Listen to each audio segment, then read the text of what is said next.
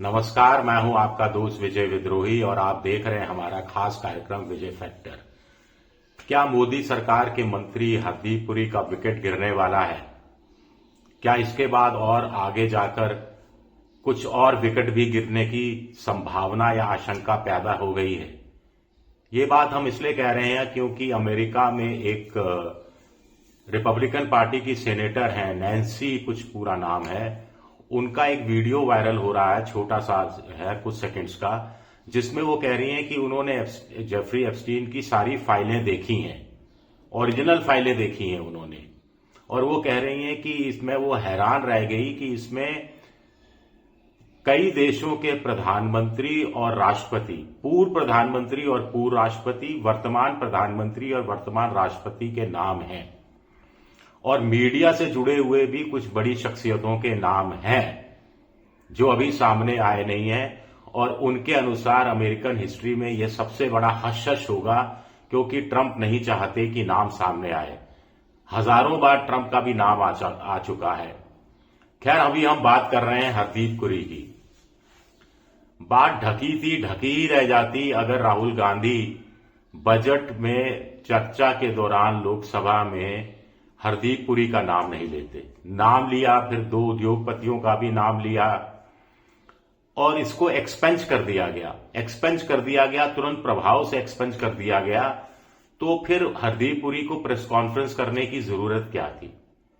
अब कुछ लोग कह रहे हैं कि इनके आइडिया कहां से आया, खुद का आइडिया था, ऊपर से कहा गया कि अब आप सफाई दीजिए अपनी, या ये अड़ गए कि मैं बदनाम हो रहा हूं, मुझे सफाई पूरी देनी ही पड़ेगी।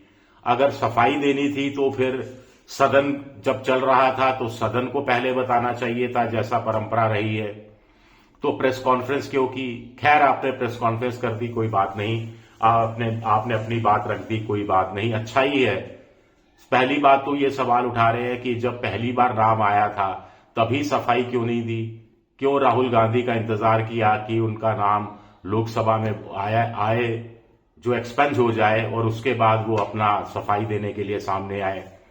जो सफाई दी उससे कुछ लोग संतुष्ट हुए, कुछ लोग संतुष्ट नहीं हुए। तो हरदीप पुरी में जिन लोगों का इंटरेस्ट नहीं था उन लोगों ने भी डिगिंग शुरू की कि आखिर एप्स्टीन फाइल में जाकर देखा जाए कि क्या वाकई में हरदीप पुरी कह रहे हैं कि वो अलग से नहीं मिले, कभी अकेले में नहीं मिले, 3 या 4 बार मिले, वो जिस एक अंतर्राष्ट्रीय शांति के लिए काम करने वाली संस्था के लिए काम करते थे, उनके जो बॉस थे, बॉस के कहने पर मिले, बॉस के साथ जाकर मिले, और जेफरी एप्स्टीन के बारे में उन्हें पता भी नहीं था बहुत ज्यादा, तमाम चीजें वो कह रहे हैं। यहीं फंस गए क्योंकि जो लोग अब खुदाई कर रहे हैं, जो नई नई चीजें निकल कर आ रही हैं, कुछ लोग कह रहे हैं कि 480 बार, कुछ लोग कह रहे हैं 400 बार हरदीप पुरी का नाम सामने आया है। आम आदमी पार्टी के प्रवक्ता अनुराग ढांडा ने प्रेस कॉन्फ्रेंस की, पवन खेड़ा कांग्रेस के प्रवक्ता प्रेस कॉन्फ्रेंस कर चुके हैं जिसमें वो उन मेल्स का जिक्र कर चुके हैं, उन मुलाकातों का जिक्र कर चुके हैं कि कैसे कहां समय मांगा गया था, बार बार समय मांगा गया, एप्स्टीन ने जो समय दिया उसमें कैसे वो तैयार हुए, न्यूयॉर्क में उनके घर पर मिले, कभी सुबह मिले, कभी दोपहर मिले, कभी शाम मिले।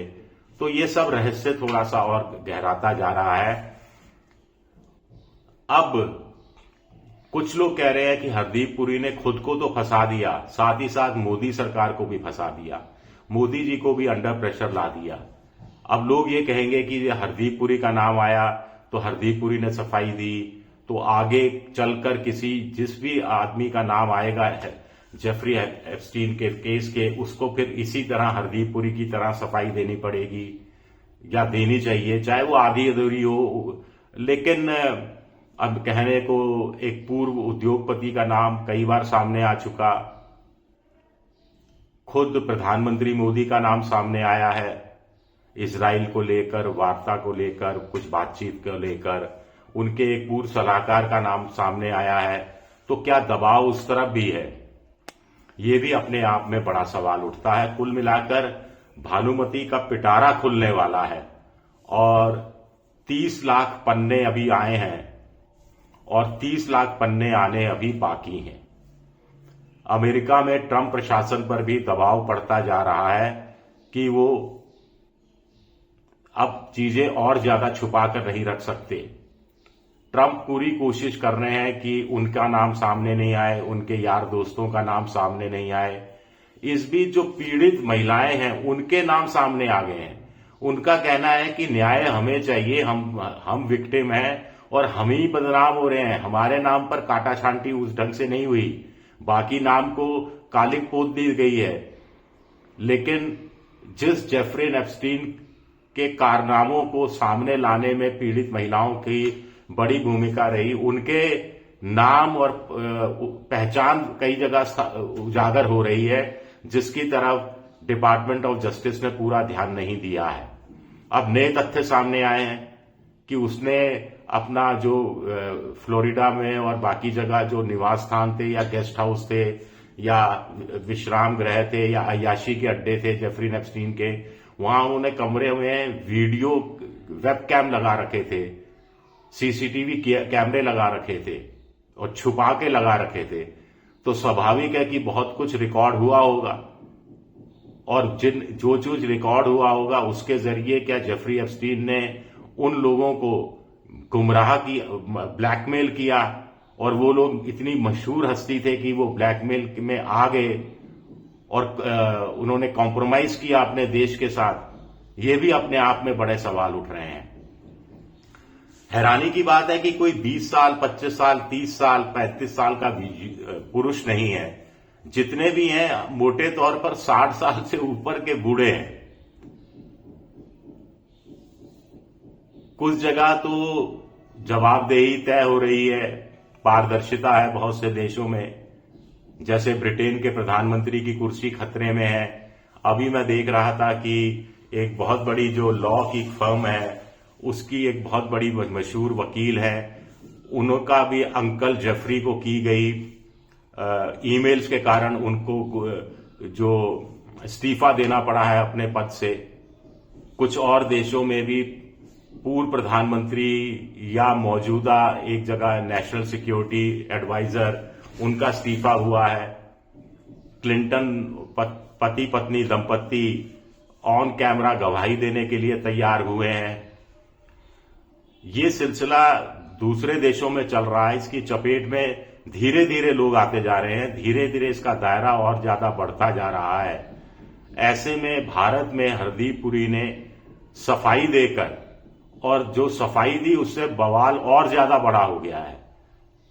अब उनसे फिर नए नए सवाल पूछे जा रहे हैं कि आपने ये चीज छुपाई, ये चीज छुपाई, ये चीज छुपाई, तो ये चीजें क्यों छुपाई? क्या हरदीप पुरी आकर फिर से बयान देंगे या खामोश रह जाएंगे, या नुकसान जितना होना था हो चुका, अब उनकी खामोशी से कोई फर्क नहीं पड़ेगा, उल्टा उनकी खामोशी से और ज्यादा नुकसान होगा? इस्तीफा तो उनका बनता ही है, ऐसा मोटे तौर पर लोगों का कहना है। अब गेंद प्रधानमंत्री नरेंद्र मोदी के पाले में है। शुक्रिया, मेरा वीडियो देखने के लिए बहुत बहुत शुक्रिया।